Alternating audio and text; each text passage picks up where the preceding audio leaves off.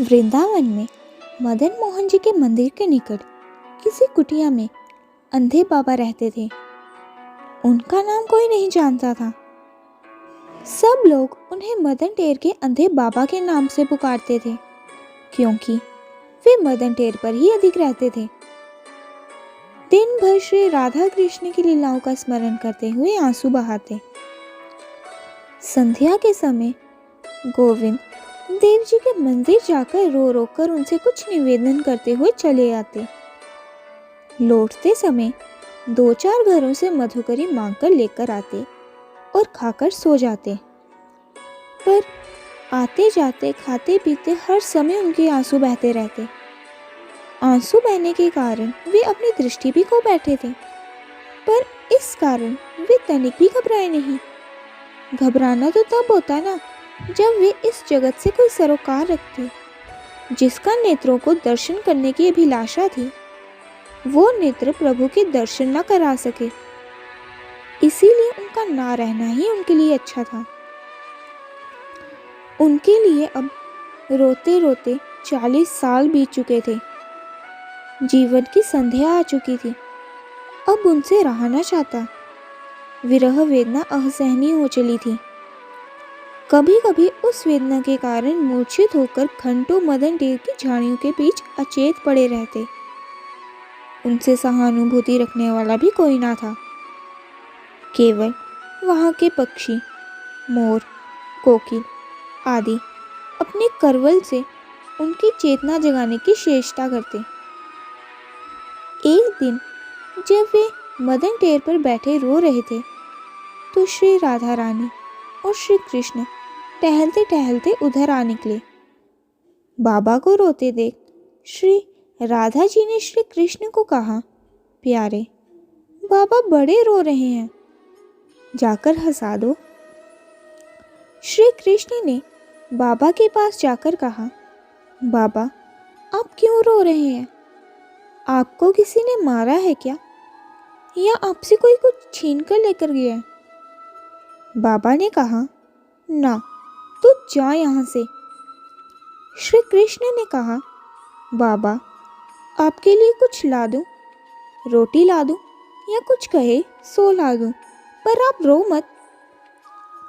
बाबा ने कहा, तू जा यहाँ से, अपनी गैया चरा, तुझको क्या मतलब मुझसे?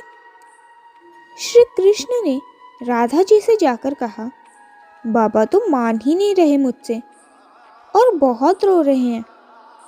श्री राधे ने कहा, प्यारे तुम हंसा नहीं सके उनको, अब मैं हंसाती हूँ उनको। श्री राधे ने बाबा के पास जाकर कहा, बाबा तू क्यों रो रहा है? तेरा कोई मर गया है क्या? बाबा हंस दिए और बोले, लाली मेरा कोई नहीं है। तो श्री राधे बोली, अच्छा तो तू रो क्यों रहा है, अगर तेरा कोई है ही नहीं? इस पर बाबा बोले, लाली मैं इसलिए रो रहा हूँ क्योंकि जो मेरा है वो मुझे भूल गया है। श्री राधे बोली, कौन है तेरा बाबा? बाबा बोले, तू ना जाने ब्रज के छलिया को, उसके भजन करते करते मैं बूढ़ा हो गया हूँ और उसने एक झलक भी ना दिखाई मुझको।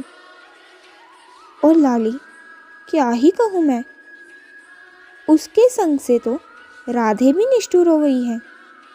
श्री राधे चौंक पड़ी और बोली, मैं निष्ठुर? दूसरे ही पल अपने आप को छिपाते हुए बोली, बाबा मेरा नाम भी राधे है, तो बता क्या चाहिए आपको? बाबा बोले, भोरी तो भोरी है। जिस समय वे अपने कर कमलों से स्पर्श करेंगे, आंख में ज्योति न आ जाएगी। भोरी लाली से कहा और भोरी से रहा न गया।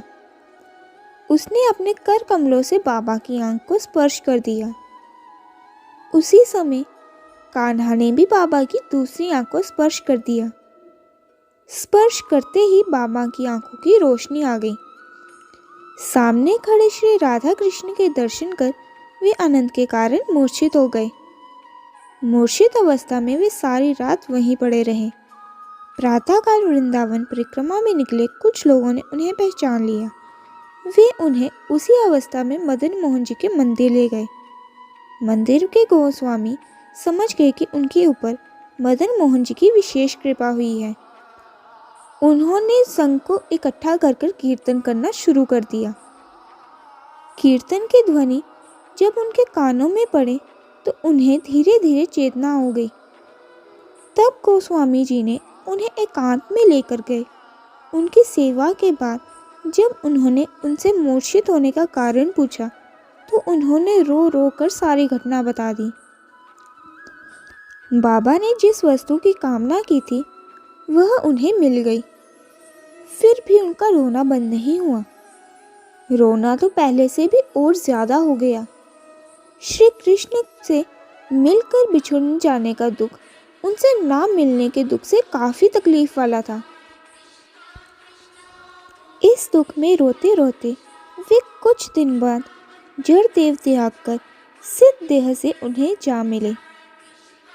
मोहे तो भरोसो है तिहारो रे किशोरी श्री राधे, भक्ति मुक्ति नहीं मांगत केवल अपनो जान निहारो की देव।